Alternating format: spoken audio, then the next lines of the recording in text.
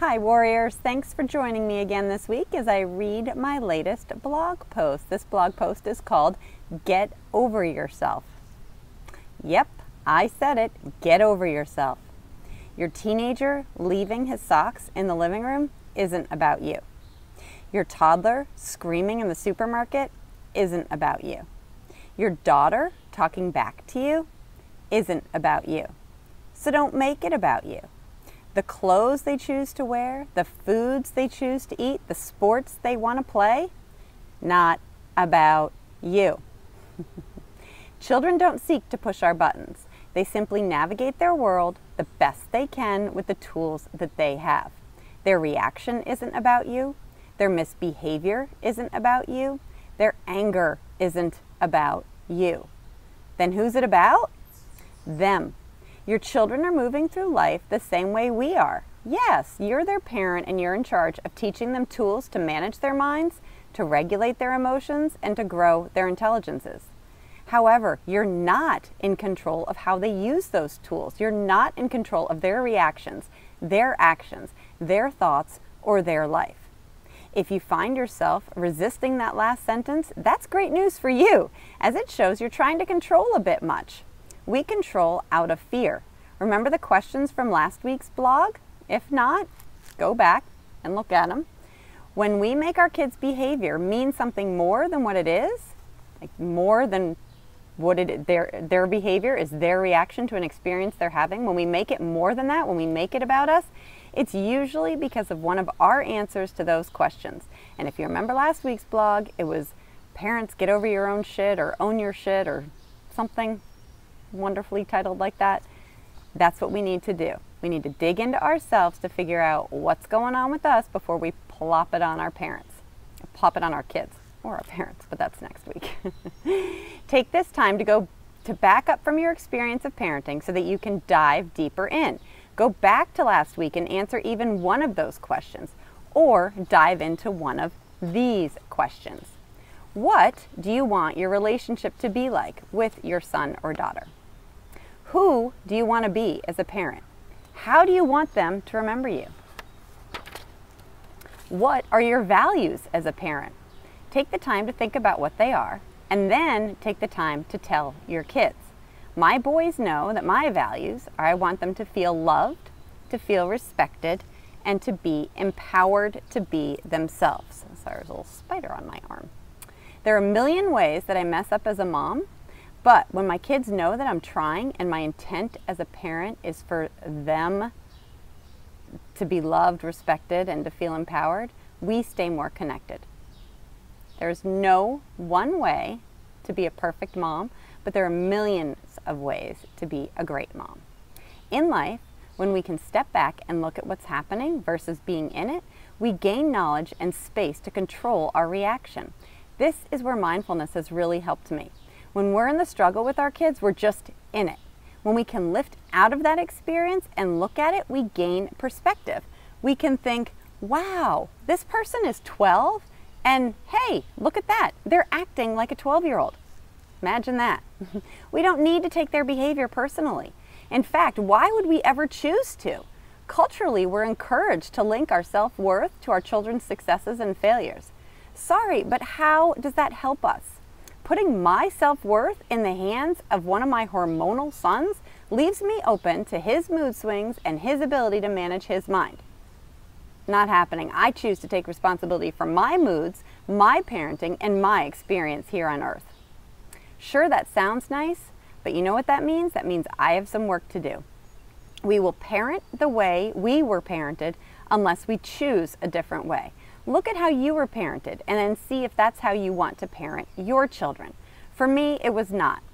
For one thing, emotional regulation was not modeled for me. And I'm passionate about giving my boys the tools to manage their minds so their moods are not dependent on other people or other things. I had some work to do in getting conscious about my parenting because we go to what is familiar.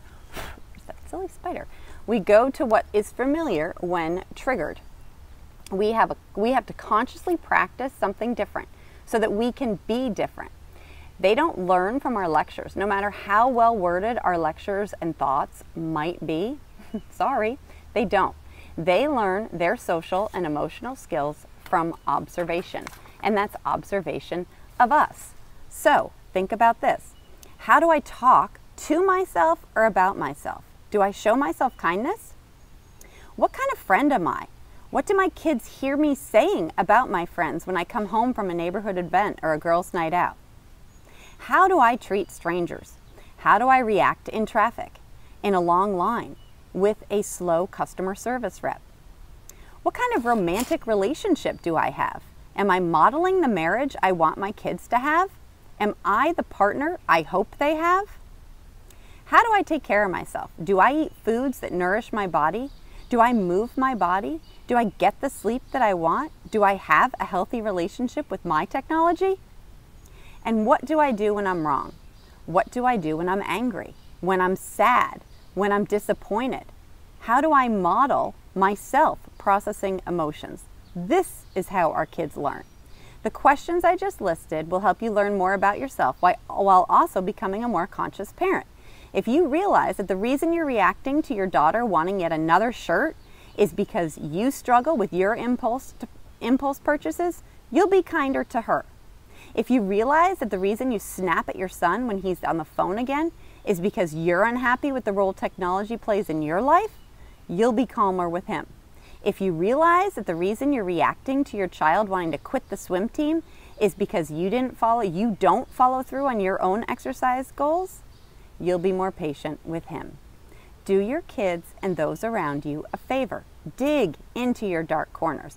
Do the hard work so as to make life easier for all of you. There's nothing better than slowing down to realize that I'm reacting because of a thought that I'm thinking. That's where mindfulness helps. It's like, oh, why am I reacting to that? Oh, I see. If I choose a different thought, I'll feel a different way. Sometimes I keep choosing that same thought. Doesn't work so well for me, but if I want to be angry, hell, I'm going to be angry. Okay? I encourage you to choose emotional maturity, emotional adulthood. Let your kids live their lives while you live yours. You're not responsible for their experience here on earth. You are their guide. You are their consultant, and you are the greatest role model that they'll have, but you are not their doer. You are not in control of what they think, feel, and how they act. The evolution of your life and your parenting is going to require you to look at the shit that you've been sweeping under the rug for years. Yes, that's scary, but not changing is scarier. Choose to do something differently today. Answer one of the questions in this blog. Keep your mouth shut when your kid is yelling. Or don't put away the laundry that you've asked your kid to put away plenty of times. If you're not committed to doing the work to create more time, money, and energy, what are you committed to? Complaining? Judging?